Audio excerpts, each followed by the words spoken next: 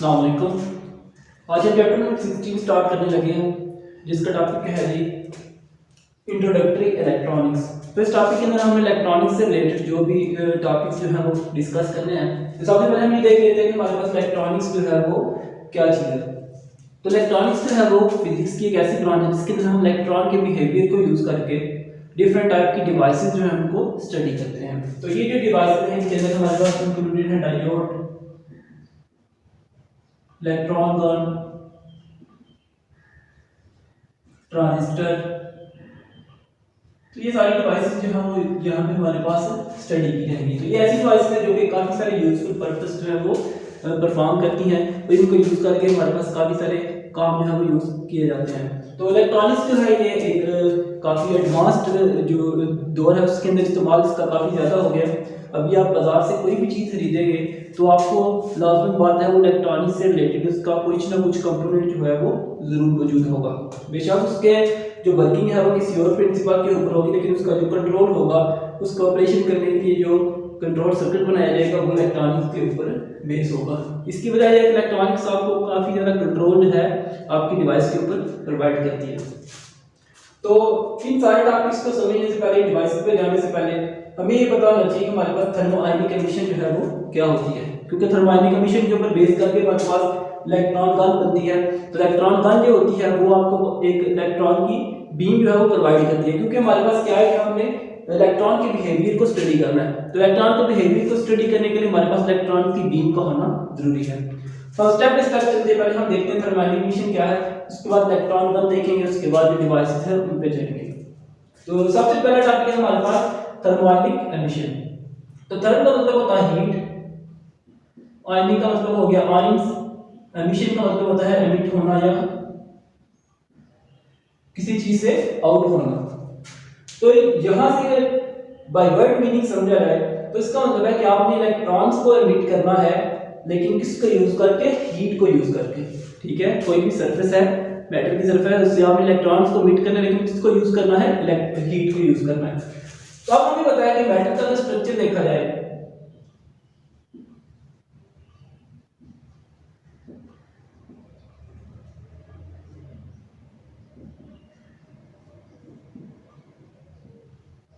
Metal का structure हम study करते हैं तो हमें ये बात सामने नजर आती है कि हमारे पास जो मेटल होती है उनके अंदर फ्री इलेक्ट्रॉन्स की मेजॉरिटी होती है। उसके अंदर काफी सारे इलेक्ट्रॉन्स जो होते हैं वो फ्री स्टेट के अंदर होते हैं। अब वो फ्री स्टेट के अंदर होने की वजह से क्या होता है कि वो थ्रू आउट द स्ट्रक्चर जो होता है वो मूव कर रहे थे, फ्रीली मूव कर रहे थे। और हमने जब कलेक्टर और इंसुलेटर को पढ़ा था तो हमने ये बात की थी कि मेटल्स के अंदर जो फ्री इलेक्ट्रॉन्स होते हैं वो करंट को कैरी करते हैं। इन फ्री इलेक्ट्रॉन्स की वजह से ही करंट का फ्लो जो होता है वो पॉसिबल होता है। लेकिन ये इलेक्ट्रॉन्स फ्री तो होते हैं, लेकिन इनके ऊपर जो हमारे पास न्यूक्लियस होता है उसकी कुछ ना कुछ फोर्स जो होती है वो मौजूद होती है। अब ये इलेक्ट्रॉन्स होते हैं वो फ्री स्टेट के अंदर होते हैं, लेकिन जैसे आप इनको टेम्परेचर जो है इंक्रीज करते हैं तो इसकी वजह से इनकी जो मूवमेंट होती है उनके अंदर इंक्रीज आ जाता है, इनकी मूवमेंट जो होती है वो फास्ट हो जाती है।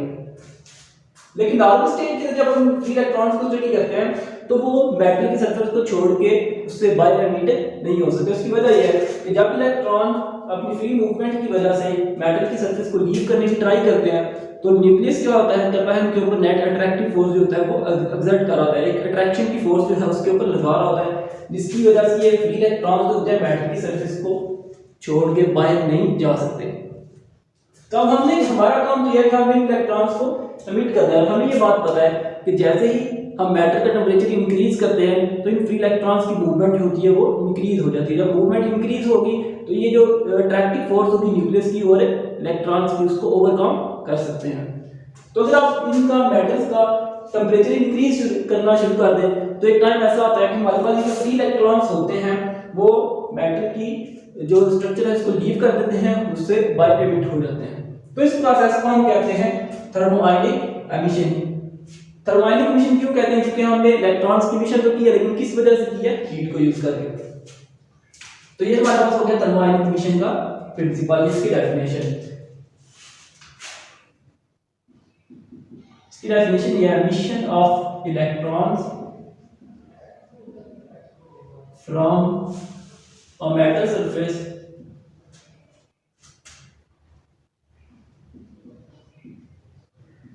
due to heating।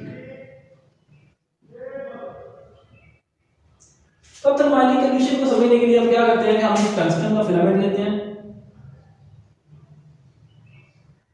इसको अटैच करते हैं एक बैटरी के साथ।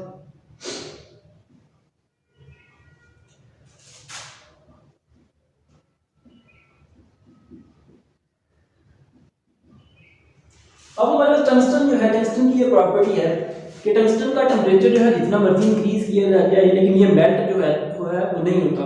लेकिन कुछ मेटल्स ऐसे हैं जो कि जैसे इनका टेम्परेचर इंक्रीज किया जाता है तो वो मेल्ट होना शुरू हो जाते हैं। लेकिन टंगस्टन का ये है कि इसका जो मेल्टिंग पॉइंट होता है वो काफ़ी ज़्यादा होता है, जिसकी वजह से हम इसको यूज़ करके हीटिंग जितनी भी क्रिएट करते हैं तो उसकी वजह से इसके अंदर मेल्टिंग जो है वो नहीं होती। तो हमने क्या किया, इस टंगस्टन को अटैच किया एक बैटरी के साथ। जब बैटरी क्या करेगी, इसके अंदर से करंट पास करेगी, और जब करंट पास होगा तो इसके अंदर हीटिंग प्रोड्यूस होगी। अब उस हीटिंग की वजह से, अब क्योंकि टंगस्टन की एक मेटल है, इसके अंदर भी फ्री इलेक्ट्रॉन्स जो है वो मौजूद हैं, तो जैसे ही ये हीट होगा तो इसके अंदर से इलेक्ट्रॉन्स जो है वो हीट होना शुरू हो जाएंगे। तो इस टंगस्टन फिलामेंट के साथ साथ जो है वो इसकी सरफेस के करीब करीब जो है काफी सारे फ्री इलेक्ट्रॉन्स होते हैं वो एमिट होना शुरू हो जाते हैं। अब ये इलेक्ट्रॉन्स जो है वो इसकी विसिनिटी के अंदर ही रहते हैं। विसिनिटी का मतलब यह है कि इसके इर्द गिर्द रहते हैं, इससे दूर नहीं जाते। अब इनको अगर आप दूर लेके जाना चाहते हैं, आप इनको मूव करवाना चाहते हैं, उसके लिए आपको कुछ ना कुछ जो एक्सटर्नल इलेक्ट्रिक फील्ड है वो अप्लाई करना पड़ता है, आपको पॉजिटिव चार्ज रखना पड़ता है जो कि इनको अट्रैक्ट कर रहे हैं, वरना ये इस विसिनिटी के अंदर ही रहते हैं, इससे दूर ये नहीं जाते। अब अगर आप क्या करें, इस बैटरी को रिमूव करें, तो जैसे ही आप बैटरी को रिमूव करते हैं साथ ही इलेक्ट्रॉन होते हैं उनकी जो एमिशन है वो भी बंद हो जाती है। अब इसका मतलब है कि जब आप इस मैटर को हीट करते रहेंगे तब तक इसके अंदर से इलेक्ट्रॉन जो है वो एमिट होते रहेंगे, लेकिन जैसे ही आप इसकी हीटिंग को बंद करेंगे, ऑफ करेंगे, साथ ही इसके अंदर से फ्री इलेक्ट्रॉन्स की एमिशन जो है वो भी स्टॉप हो जाती है। इसका फर्क ये है कि जैसे ही आप बैटरी रिमूव करते हैं तो ये जो हमारे पास फिलामेंट है इसका टेम्परेचर आहिस्ता आहिस्ता से नॉर्मल होना शुरू हो जाता है। जब इसका टेम्परेचर नॉर्मल हो जाएगा तब इसके अंदर से एमिशन ऑफ इलेक्ट्रॉन्स जो है वो स्टॉप हो जाएगी। तो इसका मतलब है कि अगर आप कॉन्स्टेंटली इलेक्ट्रॉन्स की एमिशन चाहते हैं तो आपने क्या करना है, बैटरी को परमानेंटली अटैच रखना है। ये तो होती है हमारे पास थर्मोइलेक्ट्रिक एमिशन, जिसके लिए आपने क्या किया, इलेक्ट्रॉन्स जो है उनको जनरेट किया, उनको एमिट किया अपनी मेटल की सरफेस के साथ। अब इलेक्ट्रॉन्स को यूज करके हम बनाते हैं इलेक्ट्रॉन गन। इलेक्ट्रॉन गन क्या है,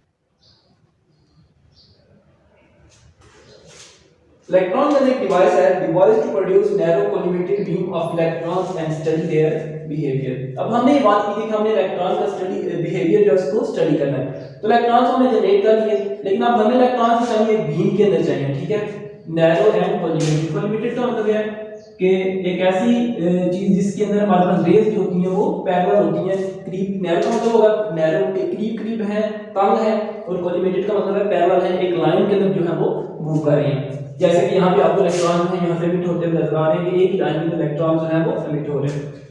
तो इलेक्ट्रॉन गन क्या करेगी, एक तो narrow collimated beam of electron जो है वो प्रोड्यूस करेगी, तो इसको हम यूज करके क्या करेंगे, हम इलेक्ट्रॉन का बिहेवियर जो है उसको स्टडी करेंगे।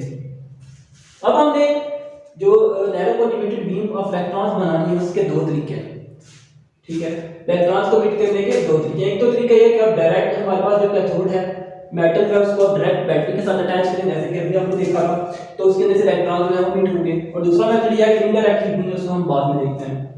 तो डायरेक्ट कैथोड हीटिंग के अंदर क्या है कि आपने ये हमारा कैथोड है, इसको बैटरी के नेगेटिव टर्मिनल के साथ अटैच किया हुआ है, ठीक है, तो इसको हमने हाई वोल्टेज अप्लाई किया।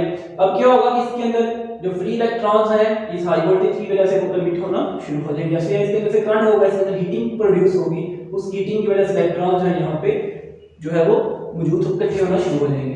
अब मैंने बोला था कि अगर हमने इन इलेक्ट्रॉन्स को मूव करवाना तो हमें इसके लिए कुछ ना कुछ एक्सटर्नल फील्ड जो है वो अप्लाई करना पड़ता है। तो वो फील्ड जो है हम यहाँ से अप्लाई कर रहे हैं एनोड से। एनोड वो टर्मिनल होता है जिसको अपने बैटरी के पॉजिटिव पॉइंट के साथ अटैच किया हुआ है। तो यहाँ पे एनोड जो है वो एक सिलेंडर के फॉर्म की तरह बनाया गया है, और एक सिलेंडर ऐसा जिसका जो डायमीटर है वो आहिस्ता आहिस्ता से रिड्यूस होता है, ग्रेजुअली एंड पे जाके रिड्यूस होता है। इसकी वजह भी हम देख लेते हैं। अब इलेक्ट्रॉन्स जो प्रोड्यूस हो गए वो इसकी विसिनिटी के अंदर आते हैं, कैथोड की विसिनिटी के अंदर, अनलेस कि आप इसके ऊपर कोई भी एक्सटर्नल फील्ड अप्लाई करते हैं। अब जैसे ही आपने एनोड को बैटरी के पॉजिटिव टर्मिनल के साथ अटैच किया हुआ है तो ये क्या करेगा, इलेक्ट्रॉन्स को अपनी तरफ अट्रैक्ट करेगा। तो इलेक्ट्रॉन्स क्या होंगे, यहां से एक्सेलरेट होंगे एनोड की तरफ। ठीक हो गया। अब हमने क्या किया कि अपने जो एनोड है उसको, जो डायमीटर है उसको ग्रेजुअली डिक्रीज किया। इसकी वजह यह है कि अगर आप इलेक्ट्रॉन्स को यहां से नैरो बीम बनाना चाहते हैं तो आपको क्या करना पड़ेगा, इसका डायमीटर ग्रेजुअली रिड्यूस करना पड़ेगा। इसकी वजह यह है कि जब इलेक्ट्रॉन यहां पे एक्सेलरेट करेंगे तो वो इस एनोड के साथ अटैच भी हो सकते हैं, इसके साथ कनेक्ट भी हो सकते हैं, इसके भी हो सकते हैं। तो हम ग्रेजुअली जब रिड्यूस करते हैं अपना डायमीटर, उससे क्या होता है कि इलेक्ट्रॉन आगे की तरफ एकदम से एक्सेलरेट हो रहे होते हैं, तो वो उस नैरो बीम की फॉर्म के अंदर इस पॉइंट से एग्जिट कर जाते हैं और यहां पे स्टॉप नहीं होते। अब यहां से जो इलेक्ट्रॉन्स एमिट होंगे वो होंगे नैरो बीम की फॉर्म के अंदर, जिसके अंदर सारे के सारे इलेक्ट्रॉन एक लाइन के अंदर जो है वो मूव कर रहे होंगे। तो ये हमारे पास था डायरेक्ट कैथोडिक हीटिंग।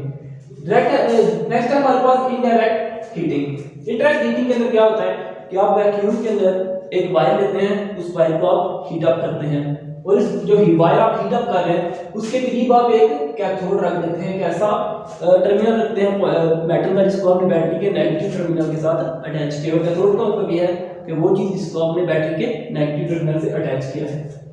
तो अब क्या होता है कि इस वायर की हीटिंग को यूज करके अब इस कैथोड को जो हीट है वो सप्लाई करते हैं। जब इस कैथोड को हीट मिलती है तो ये हीट को ऑब्जॉर्ब करता है, इसकी वजह से अपने अंदर से इलेक्ट्रॉन्स की बीम को एमिट करना शुरू करता है। इलेक्ट्रॉन्स की काफी ज्यादा अमाउंट जो है वो एमिट करता है, लेकिन यहाँ पे जो इलेक्ट्रॉन्स एमिट होते हैं वो बीम की फॉर्म के अंदर नहीं होते।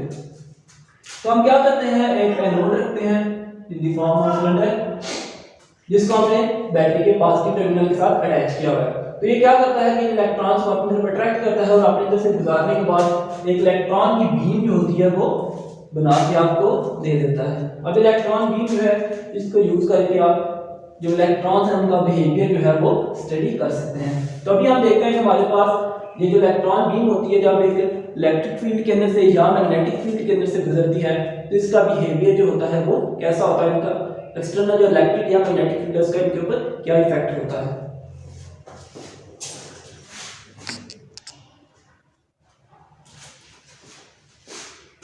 तो अभी हम देखेंगे कि हमारे पास effect of electric field and effect of magnetic field on electron beam.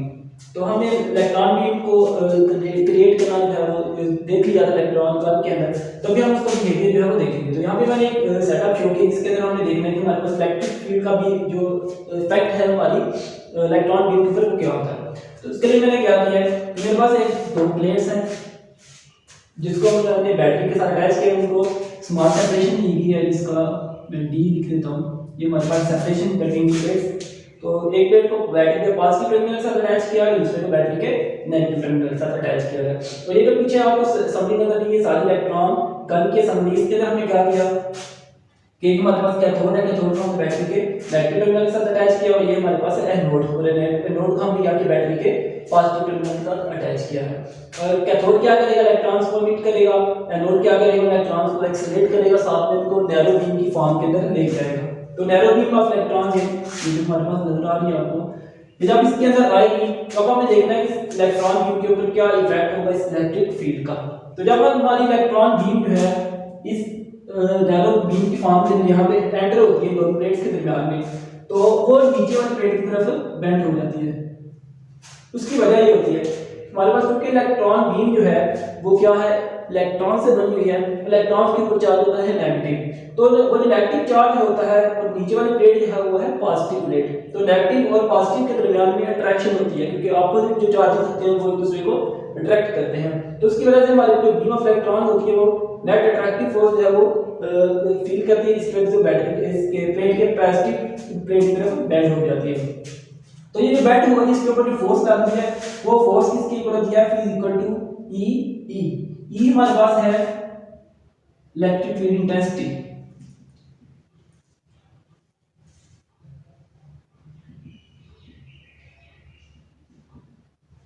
हमारे पास इलेक्ट्रिक फील्ड है वो जो फोर्स लगाता है वो किसके इक्वल होता है, ई हमारे पास इलेक्ट्रॉन को चार्ज है और ई हमारे कैपिटल ई जो है हमारे पास वो है इलेक्ट्रिक फील्ड इंटेंसिटी। तो इसकी वजह से ये जो फोर्स है ये हमारे पास हमारी बीम ऑफ इलेक्ट्रॉन को पॉजिटिव प्लेट की तरफ बेंड जो है वो करवा देती है। नेक्स्ट है हमारे पास effect of magnetic field on electron beam. तो ये वाला सेटअप जो है ये मैग्नेटिक फील्ड के इफेक्ट को स्टडी करने के लिए क्रिएट किया गया है। तो ये वाली समरी जो है आपके पास ये सारा सेटअप ये आपको इलेक्ट्रॉन गन है, इसके अंदर आपने क्या किया कि अपना एक कैथोड था उसको हीट किया, उसमें इलेक्ट्रॉन्स को हीट किया, आगे आपने एक एनोड लगाया हुआ है, एनोड क्या करेगा बीम ऑफ इलेक्ट्रॉन्स को एक्सीलरेट करेगा और नैरो बीम की फॉर्म में लेके आएगा। और जब ये इस वैक्यूम के अंदर एंटर होते हैं तो वहां पे हमने रखा हुआ एक साउथ पोल और एक नॉर्थ पोल मैग्नेट हमने अप्लाई किया हुआ है। तो ये मैग्नेट क्या करेगा कि हमने ये जो मैग्नेट इस तरह अरेंज करना है कि इसका जो मैग्नेटिक फील्ड है वो इस बीम के ऊपर परपेंडिकुलर एक्ट कर रहा हो। जब ये फील्ड परपेंडिकुलर एक्ट करेगा तब हमारे पास ये बीम ऑफ इलेक्ट्रॉन के ऊपर इसका इफेक्ट जो है वो मैक्सिमम होगा। लेकिन अगर हमारे पास ये जो फील्ड है ये पैरेलल हो जाएगा इलेक्ट्रॉन बीम की मोशन के, उनकी वेलोसिटी की डायरेक्शन के, तो उस टाइम उसके ऊपर कोई भी फोर्स जो है वो एक्ट नहीं करेगी। उस टाइम हमारे पास जो बीम ऑफ इलेक्ट्रॉन है वो बेंड नहीं होगी। तो जैसे ही सेटअप के अंदर हम परपेंडिकुलर मैग्नेटिक फील्ड अप्लाई करते हैं तो जो इलेक्ट्रॉन बीम होती है वो एक पोल की तरफ जो होती है वो बेंड हो जाती है। अब हमने एक बात देखी गई है कि हमारे पास जो मैग्नेटिक फोर्स होती है किसके इक्वल होती है, is equal to E V B. B यहाँ पे क्या है, direction of velocity of beam of electron, B हमारे पास क्या है मैग्नेटिक फील्ड स्ट्रेंथ है और ये हमारे पास इलेक्ट्रॉन के ऊपर चार्ज है। तो अगर आप इस जो डिफ्लेक्टिंग फोर्स की मैग्नेटिक फोर्स है वो क्या है, डिफ्लेक्टिंग फोर्स है, ये सिर्फ डिफ्लेक्ट करती है path of the electron beam. तो उसकी जो फोर्स की वैल्यू होती है वो किसके इक्वल होती है, ई वी बी। तो इसकी जो वेलोसिटी की डायरेक्शन है वो राइट हैंड से निकाली जाती है, बी की तरफ आप अपने फिंगर्स को रखते हैं, उनको कर्व करते हैं बी की डायरेक्शन के अंदर, तो उससे आपको पता चल जाता है कि हमारे पास ये जो फोर्स की डायरेक्शन है वो किस तरफ है। तो इस फोर्स, ये जो फोर्स है याद रखना सिर्फ एक डिफ्लेक्टिंग फोर्स है, कोई भी यूजफुल काम जो है वो नहीं करती। लेकिन अगर आप इसको अप्लाई करेंगे तो ये बीम ऑफ इलेक्ट्रॉन्स को सर्कुलर पाथ के अंदर मूव करवा सकती है। तो ये था हमारे पास इलेक्ट्रॉन गन को भी हमने स्टडी कर लिया। उसके बाद हमारे पास है effect of electric field and magnetic field जो है वो भी हमने इलेक्ट्रॉन बीम के ऊपर स्टडी कर लिया।